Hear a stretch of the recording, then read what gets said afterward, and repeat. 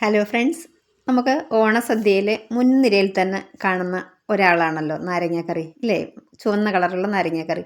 അപ്പം ഇന്ന് നമ്മൾ ചെയ്യുന്നത് അതാണ് കേട്ടോ. അപ്പം ഞാൻ രണ്ട് വിധത്തിൽ ചെയ്യുന്നുണ്ട്. ഈ ഓണ വിഭവത്തിൽ രണ്ട് ഐറ്റം ഞാൻ കാണിക്കുന്നുണ്ട്. ഇതുപോലെ ചുവന്ന നാരങ്ങാക്കറിയും അതുപോലെ തന്നെ വെള്ള കളറിലുള്ള നാരങ്ങാക്കറിയും ചെയ്യുന്നുണ്ട്.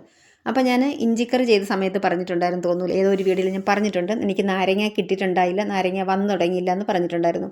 അപ്പോൾ ഇത് നമ്മുടെ നൈബർ അവരുടെ വീട്ടിലുണ്ടത്. ഞാൻ നാരങ്ങ ഉണ്ടോ എന്ന് ചോദിച്ചപ്പോൾ എൻ്റെ അടുത്ത് പറഞ്ഞു നാരങ്ങ വിളവായിട്ടില്ല, നോക്കട്ടെ എന്ന് പറഞ്ഞിട്ട് പിറ്റേ ദിവസം രാവിലെ തന്നെ എനിക്ക് കൊണ്ടു തന്നു കേട്ടോ. അന്ന് തന്നെ ഞാനിത് കറിയാക്കുകയാണ്. അപ്പോൾ ഇത് രണ്ടെണ്ണം ഒരുവിധം പഴുത്തിട്ടുണ്ട്, ഒന്ന് നല്ലതുപോലെ പഴുത്തിട്ടുണ്ട്, ഒന്ന് ഇപ്പോൾ പകുതി മാത്രമേ പഴുത്തിട്ടുള്ളൂ കേട്ടോ. ബാക്കി രണ്ടെണ്ണം പച്ചയാണ്.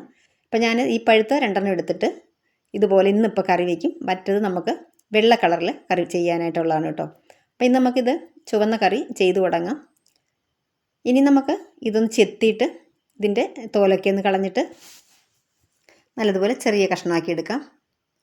അപ്പോൾ ഇവിടെ ഈ ട്രിവാൻഡ്രത്ത് ഇതുപോലെ ഞാൻ പറഞ്ഞതുപോലെ ഒരു വെള്ള കളറിലുള്ള ആ ഒരു കറി ഞാൻ അങ്ങനെ കണ്ടിട്ടില്ല കേട്ടോ. പക്ഷേ നമുക്ക് മലപ്പുറത്തൊക്കെ അത് മസ്റ്റാണ് കേട്ടോ. അത് ആ വെള്ളക്കറി ഉണ്ടാവുന്നതായിരിക്കും. അത് പ്രത്യേക രീതിയിലാണ്, നല്ലവണ്ണം കാന്താരിമുളകൊക്കെ ചേർത്തിട്ടാണ് ചെയ്യുന്നത്. അത് ഞാൻ അടുത്തൊരു വീഡിയോയിൽ കാണിച്ചു തരാം കേട്ടോ.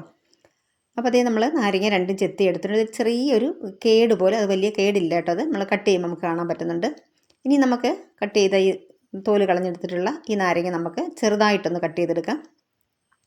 ഒരുപാട് പൊടിയാക്കിയിട്ടില്ല, എന്നെങ്കിലും ഒരു മീഡിയം സൈസിൽ ഇതുപോലെ അരിഞ്ഞെടുക്കുന്നുണ്ട്. ഇത് കട്ട് ചെയ്തതിന് ശേഷം നമുക്കത് ഒരു പാത്രത്തിലേക്ക് മാറ്റി കൊടുക്കാം.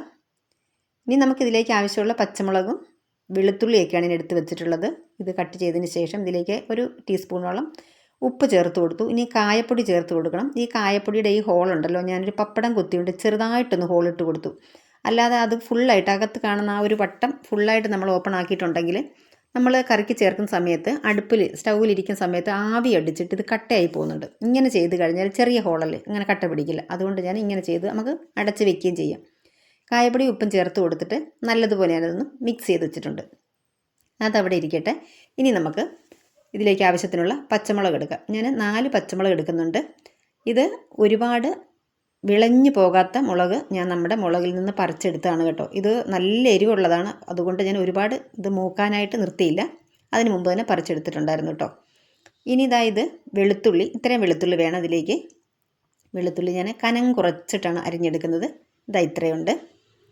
ഇനി നമുക്ക് ഈ 2 നാരങ്ങ ഉള്ളത് ഞാൻ നേരത്തെ പറഞ്ഞതുപോലെ വെള്ള നാരങ്ങ കറി ഉണ്ടാക്കാം കേട്ടോ. നാരങ്ങ വെള്ളക്കിട്ടത് എന്നാണ് അതിന് പറയാറ് നമ്മുടെ നാട്ടിലൊക്കെ. അപ്പം നമുക്ക് ഇത് പിന്നീട് ഒരു ദിവസം നമുക്ക് ചെയ്യാം. നമ്മുടെ ഓണ വിഭവത്തിൽ ഞാനിത് ഉൾപ്പെടുത്തുന്നുണ്ട്. ഇനി നമുക്ക് ഒരു കടായി വെച്ച് കൊടുക്കാം. മൺചട്ടിയിൽ വെച്ചാലും കുറച്ചുകൂടി നല്ലതാണ്. ഞാനിപ്പോൾ ഇതിലാണ് ചെയ്യുന്നത്, ഒരു നോൺ സ്റ്റിക്കിൻ്റെ കടായിൽ ചെയ്യുകയാണ്. ഇനി നമുക്കിതിലേക്ക് വെളിച്ചെണ്ണ ചേർത്ത് കൊടുക്കാം. വെളിച്ചെണ്ണ ഒരു 4 ടേബിൾ സ്പൂൺ വെളിച്ചെണ്ണ ചേർക്കുന്നുണ്ട്.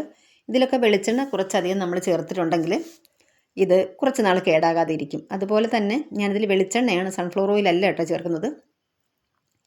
ഇതിലേക്ക് കടുക് ചേർത്ത് കൊടുത്തിട്ട് കറിവേപ്പിലയും ഉണക്കമുളകും ചേർത്ത് കൊടുത്തു. എന്നിട്ട് നല്ലതുപോലെ തന്നെ മിക്സ് ചെയ്യാം. ഞാൻ നല്ല ഫ്രഷ് ആയിട്ടുള്ള കറിവേപ്പില തന്നെ എടുത്തുകൊണ്ട് വന്നു. ഇവിടെ ഉണ്ടായിരുന്നു, ഫ്രിഡ്ജിലുണ്ടായിരുന്നു, ഞാൻ എടുക്കാതെ ഫ്രഷ് ആയിട്ടുള്ളത് എടുത്തുകൊണ്ടെന്നാണ് കേട്ടോ.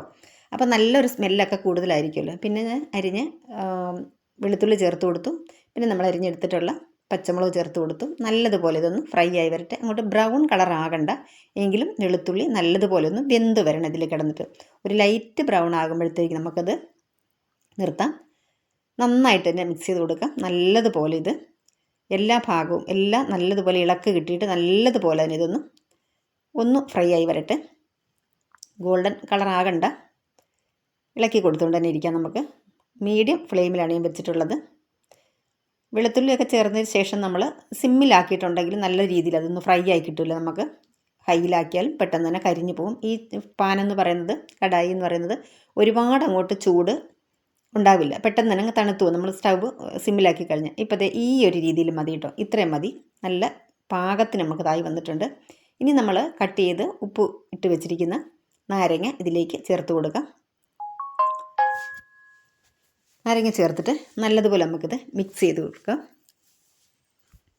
നാരങ്ങ പെട്ടെന്ന് തന്നെ അങ്ങ് വെന്ത് ഇതായി വരും കേട്ടോ. അറിയാമല്ലോ, നാരങ്ങയ്ക്ക് ഒരുപാട് സമയം വേണ്ട വെന്തെടുക്കാനായിട്ട്.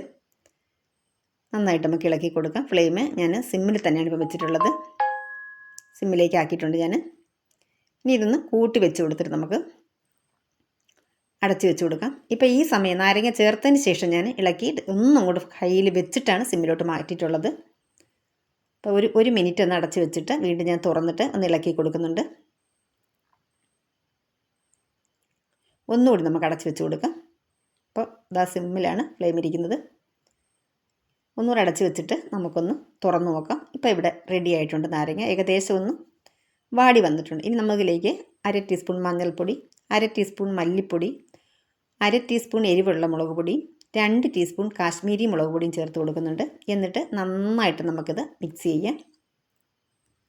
ഇനി എരിവ് കൂടുതൽ വേണമെന്നുണ്ടെങ്കിൽ 1 ടീസ്പൂൺ നമുക്ക് എരിവുള്ള മുളക് പൊടി ചേർക്കാം കേട്ടോ. ഇതിന് പാകത്തിനുള്ള എരിവായിരുന്നു, ഒരുപാട് എരിവ് കുറവോ കൂടുതലോ ഇല്ലായിരുന്നു. ഇനി നമുക്കിത് നല്ലതുപോലെ മിക്സ് ചെയ്തിട്ട് ഒന്ന് ചെറുതായിട്ട് കൈ കൊണ്ടൊന്ന് പ്രസ് ചെയ്ത് കൊടുക്കാം. ഇനി നമുക്കിതിലേക്ക് ഒരല്പം ചൂടുവെള്ളം ചേർത്ത് കൊടുക്കാം. ഒരു 2 ടേബിൾ സ്പൂൺ അത്രയും മതി. കാരണം ഒന്നുകൂടി ഇതൊക്കെ ഇരുന്നൊന്ന് വെന്ത് വരണം. അരപ്പൊക്കെ നമ്മൾ ചേർത്ത പൊടികളൊക്കെ ഇരുന്നൊന്ന് വെന്ത് വരണം. അതിനായിട്ടാണ് ആ വെള്ളം ചേർത്ത് കൊടുത്തത്. ചെറുതായിട്ടൊന്ന് ലൂസായിട്ടിരിക്കണമല്ലോ, തീരെ കട്ടിയായിട്ടല്ല ഞാൻ വയ്ക്കുന്നത്. അപ്പോൾ അതുകൊണ്ട് കൂടിയിട്ടാണ് വെള്ളം ഒഴിച്ച് കൊടുത്തിട്ടുള്ളത്. ഇനി നമുക്കിത് ഒരല്പം ഉപ്പ് കൂടി ചേർത്ത് കൊടുക്കാം. ഉപ്പ് കുറച്ചല്ലേ നമ്മൾ ചേർത്തിട്ടുള്ളായിരുന്നു. ഇനി കുറച്ച് ഉലുവാപ്പൊടി ചേർത്ത് കൊടുക്കാം. ഒരു 1/4 ടീസ്പൂൺ ഉലുവാപ്പൊടി അത്രയും മതി. നന്നായിട്ട് നമുക്കിത് ഇളക്കി കൊടുക്കാം.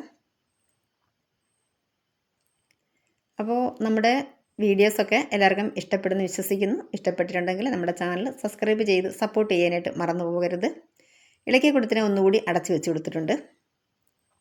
ഇനി നമുക്ക് വീണ്ടും ഇളക്കി കൊടുക്കാം. ഇതാ ഇപ്പോൾ കുറച്ചുകൂടി ഒന്ന് ലൂസായി വന്നിട്ടുണ്ട്. ഒന്ന് പ്രസ് ചെയ്ത് കൊടുക്കാം. ചെറിയ രീതിയിലൊന്ന് ഉടഞ്ഞ് വന്നോട്ടെ ഇതൊക്കെ. ഇനി ഒരല്പ സമയം കൂടി ഇരിക്കുമ്പോൾ ഒന്നുകൂടി ഇത് കുറുകിയിട്ട് നല്ല ഒരുവിധം കട്ടിയായിട്ട് വരും. തീരെ അങ്ങ് കട്ടി നമ്മുടെ കടുമാങ്ങ ഒക്കെ ഇടും പോലെ അങ്ങോട്ട് കട്ടിയാകാൻ പാടില്ല. ഇനി നമുക്ക് ഉപ്പൊക്കെ നോക്കാം. കായത്തിൻ്റെ ടേസ്റ്റ് കുറച്ച് കുറവാണ്. അപ്പോൾ കുറച്ച് കായപ്പൊടി ചേർത്ത് കൊടുക്കുന്നുണ്ട്. ഇനി പുളിയും കുറച്ച് കുറവാണ്. ഒരു 2 ടീസ്പൂൺ വിനാഗിരി ചേർത്ത് കൊടുക്കുന്നുണ്ട്. വിനാഗിരിയോട് ചേർത്ത് കൊടുത്തിട്ട് നമുക്ക് നല്ലതുപോലെ ഇളക്കി കൊടുക്കാം. ഇവിടെ നമ്മുടെ നാരങ്ങാക്കറി കാണാനായിട്ട് നല്ല അടിപൊളിയായിട്ടില്ലേ. നമ്മൾ കാശ്മീരി മുളക് പൊടി ചേർത്തിട്ടുള്ളത് കൊണ്ടാണ് നല്ല ഭംഗിയായിട്ട് നല്ല കളറായിട്ട് നമ്മൾ ഇലയിലൊക്കെ എടുത്ത് വെക്കുമ്പോൾ നല്ല കളറിൽ കിട്ടും നമ്മുടെ ഈ നാരങ്ങാക്കറി. കണ്ടോ, നല്ല സൂപ്പറായിട്ട് വന്നിട്ടുണ്ട്. കഴിക്കാനും നല്ല ടേസ്റ്റ് തന്നെയാണ്. ഒരല്പം ഉപ്പിൻ്റെ കുറവുണ്ട്, ഞാനതുകൂടെ ചേർത്ത് കൊടുക്കുന്നുണ്ട്. നന്നായിട്ട് മിക്സ് ചെയ്യാം. ഇതിൽ വാളംപുളി വേണമെങ്കിൽ ചേർത്ത് കൊടുക്കട്ടോ. ഞാനങ്ങനെ ഇതിൽ വാളംപുളി ചേർക്കാറില്ല. വാളംപുളി ചേർക്കുമ്പോൾ എനിക്ക് മറ്റൊരു ടേസ്റ്റായിട്ടാണ് തോന്നുന്നത്. അതുപോലെ പഞ്ചസാരയോ ശർക്കരയോ രണ്ടും ഞാൻ ചേർക്കാറില്ല. തീരെ ഒഴിവാക്കാൻ പറ്റാത്ത വിഭവങ്ങളിൽ മാത്രമേ ഞാൻ മധുരം ചേർക്കാറുള്ളൂ കേട്ടോ. ശർക്കരയോ അല്ലെങ്കിൽ വെല്ലം ഇതൊക്കെ പഞ്ചസാരയൊക്കെ ചേർക്കുള്ളൂ. നാരങ്ങക്കറിയിൽ ഒരിക്കലും ഞാൻ ചേർക്കാറില്ല കേട്ടോ. അത്ര ഇഷ്ടമല്ല, അതുകൊണ്ടാണ് ചേർക്കാത്തത് കേട്ടോ. അപ്പോൾ ഇത് നമ്മുടെ കിടുക്കാച്ചി നമ്മുടെ ഓണവിഭവമായ നാരങ്ങക്കറി ഇവിടെ റെഡി ആയിട്ടുണ്ട്. അപ്പം നമ്മുടെ ചാനൽ സബ്സ്ക്രൈബ് ചെയ്ത് സപ്പോർട്ട് ചെയ്യാനായിട്ട് മറന്നു പോകരുത്. ഒരിക്കൽ കൂടി ഞാൻ പറയുകയാണ്. ഫ്രണ്ട്സിനും ഫാമിലിക്കൊന്നും ഷെയർ ചെയ്ത് കൊടുക്കുക. താങ്ക്